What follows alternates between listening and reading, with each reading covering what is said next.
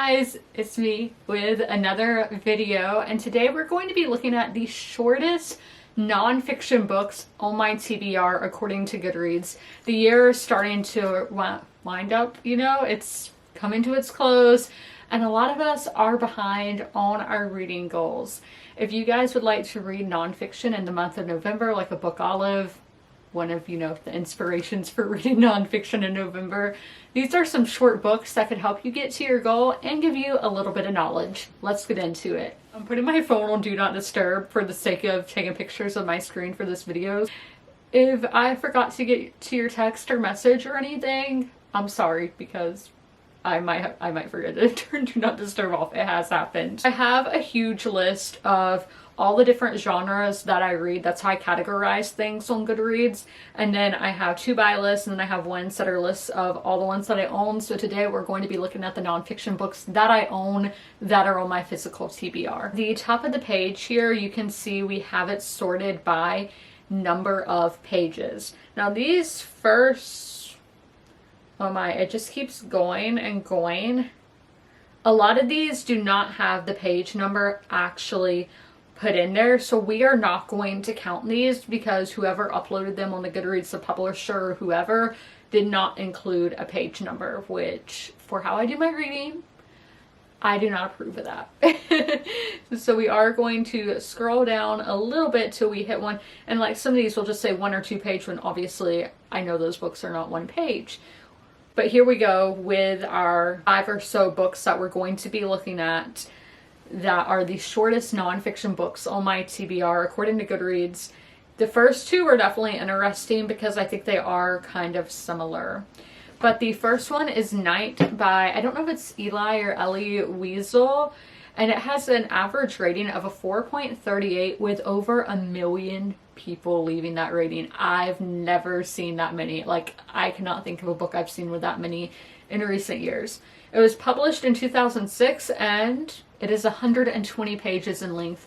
Now, I did read this book in high school. That was a good 10 years ago, and I would like to reread it as an adult, so hopefully that does happen in the near future. As you can see, this is a piece of translated fiction, and it is the first book in a trilogy. Its translator is Marian Wiesel, so I wonder if that is the child of the author or just somebody in the author's life.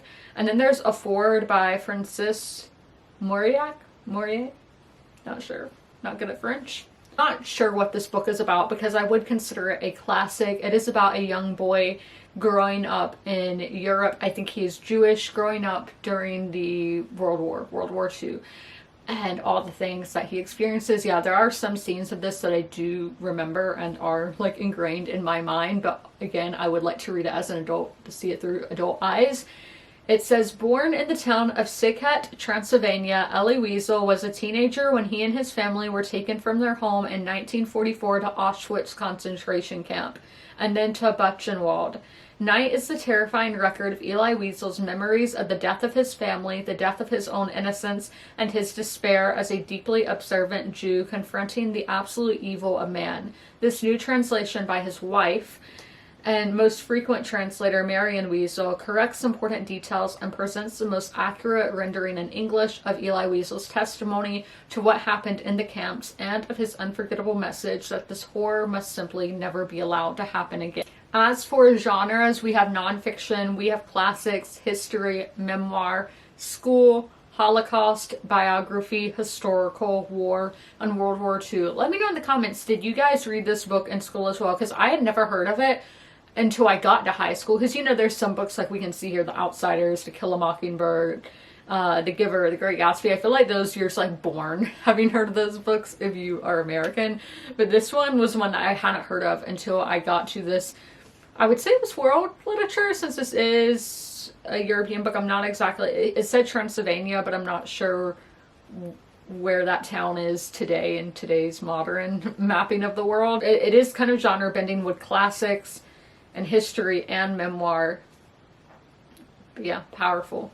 Our next one is a bit of a newer one. This is one that I randomly saw at Barnes & Noble, and I was really drawn in by the cover. It was in the history section, but I would more so put this in modern affairs, like current events.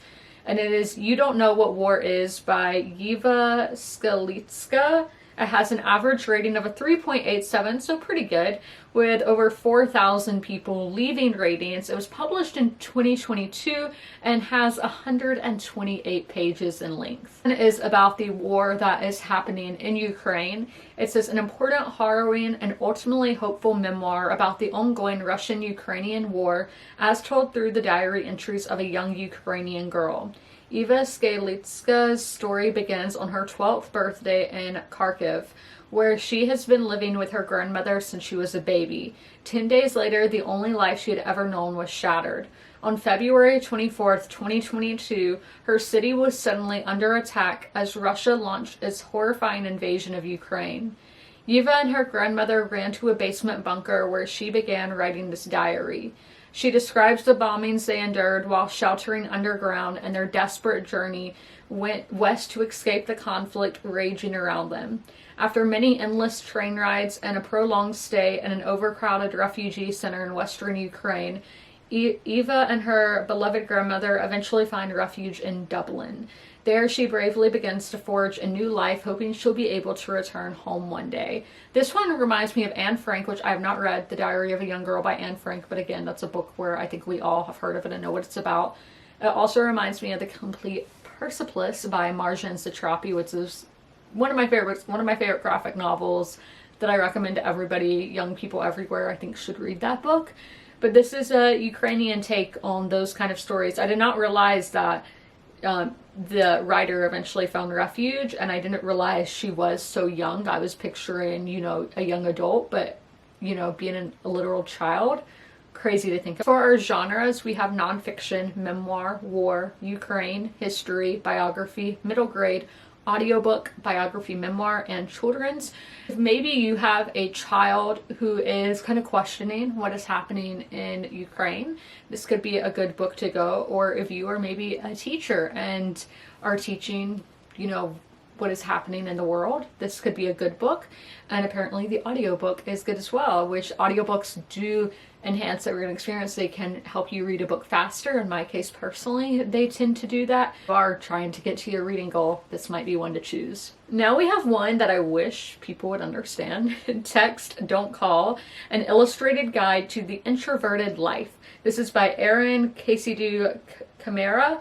It has a good rating of a 3.71 with over 980 people leaving those ratings. It was published in 2017 and is 144 pages in length. Now this one is illustrated, so I do think it could even be faster, because what if some of those pages are straight up illustrations and not just words? We will have to see if we pick up this book. Is the book description: As Seen in Real Simple's 2017 gift guide, an illustrated guide to the challenges and pleasures of the introverted life. Introversion is in, but there are still many misconceptions about introverts in the world. They're shy, antisocial, they don't want to have close relationships, they're all cat people. They don't like big parties. Okay, that last one might be true. INF Joe, really clever name, the cartoon persona of an artist and introvert, Erin Casey Camara, is here to set the record straight. Filled with charming comic book style illustrations, this book provides invaluable insights into the introverted life with plenty of humor and wit. Full of moments that will make introverts say, "That's so me," as well as helpful tips on surviving at parties and in the workplace. Text, Don't Call is the perfect gift for your quiet friends or the extroverted ones who could use some help to better understand the introverts in their lives. Yeah, I hate phone calls. I hate them.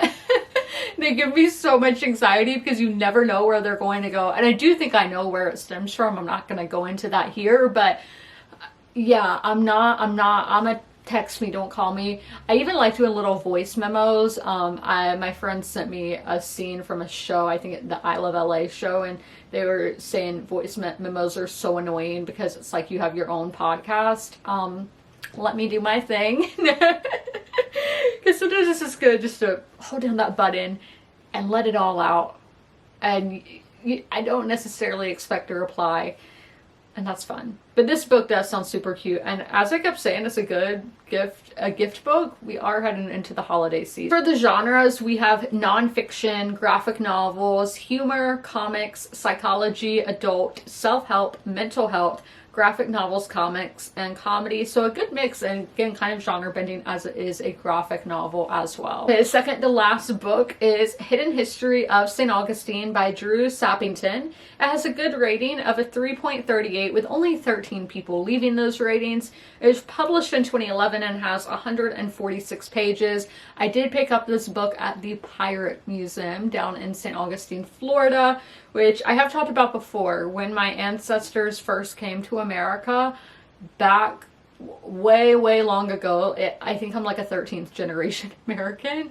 Again, my European ancestors, that is, St. Augustine is where they first came to America, because it is Spanish. So if you're a part of the Solano family, shout out to you. But this is a part of the Hidden History collection. The description: with St. Augustine's 450th anniversary comes this new collection of seldom heard stories from the ancient city's past. I feel like ancient is a stretch. Discover how a single guard boat thwarted a pirate fleet attack with a diversionary fife and drum performance, and how the mere act of a Spanish ship captain looting off the ear of a British merchant, or lopping, my bad, sparked the war Jenkins' ear. From Spanish dons to barking Methodist and all the outrageous characters in between, master storyteller Drew Sappington entertains as he puts the story back in history through this fast and funny tour of Florida's hidden past. And this one actually doesn't have the genres listed. Okay, we are going to our last book here, and that is Russian History. And there's a subtitle, we'll get to that in a minute. It's by Captivating History. It has a great rating of a 4.04, with 306 people leaving those ratings. It was published in 2018 and 148 pages in length. I did get this one as, I think it was a Christmas gift a few years. Full name. So it's a captivating guide to the history of Russia, including events such as the Mongol invasion, the Napoleonic invasion, reforms of Peter, and then ... okay, Peter the Great, and the fall of the Soviet Union, and more. Oh gosh, do y'all see the spacing on this book description? Discover the captivating history of Russia. Free history bonus inside. Russia, or the Russian Federation as it's officially known, is the world's largest country and covers almost a sixth of the global landmass. The country is often associated with harsh climates and autocratic government. The shadow of communism and the Cold War continues to influence global attitudes towards Russia. This new captivating history book serves as an overview of Russian history over the span of more than a millennium, from the foundation of the Russian state by the Viking Prince Rurik in 862 AD until the collapse of the Soviet Union at the end of 1991. In Russian History Captivate, okay, we're not saying that title again. You will discover topics such as the foundation of Russia, the Christianization of Russia, the fragmentation and subjugation of Russia, the rise of Muscovy, overthrowing the Tatar yoke, gathering the Russian lands, the birth of a dynasty, the despotism, reform and reaction. Oh, I totally skipped the road to reform, imperial majesty, enlightened despota, whatever, reform and reaction, war and revolution, terror and upheaval, the Great Patriotic War, the Cold War, reform and collapse, and much more. Yeah, that's a lot, especially in this few pages. As for the genres, it's history, nonfiction, Russia, Russian history, politics, and geography. Those are the shortest nonfiction books on my physical TBR according to Goodreads. I hope you guys enjoyed this video. If you made it all the way through, leave a Thanksgiving or food emoji in the comments below. And as always, comment, rate, and subscribe. And don't forget to ring that notification bell to be notified when all my videos go live. I'll see you in my next one. Bye! If you are familiar with my videos, you're used to seeing Sherman at the end of them. Sadly, Sherman has since passed away, but I would still like to encourage you guys to help your local shelters. Sherman was at the Darlington County Humane Society in rural South Carolina. I always have their link down below in the description if you guys would like to help them, but also help your local shelters as well. You can do that by donating, sharing posts like this one, volunteering, fostering, and adopting, which it's great to do all of those things great to help your community, great to help the animals in your community, and I cannot recommend it enough. All of my pets were rescues, they were strays or from animal shelters, and I love them so much, and I know how much love they can give, so knowing these pets at the shelter can equally give that much love, it's amazing. And y'all should totally take part and help out those local animal shelter pets, and please help them.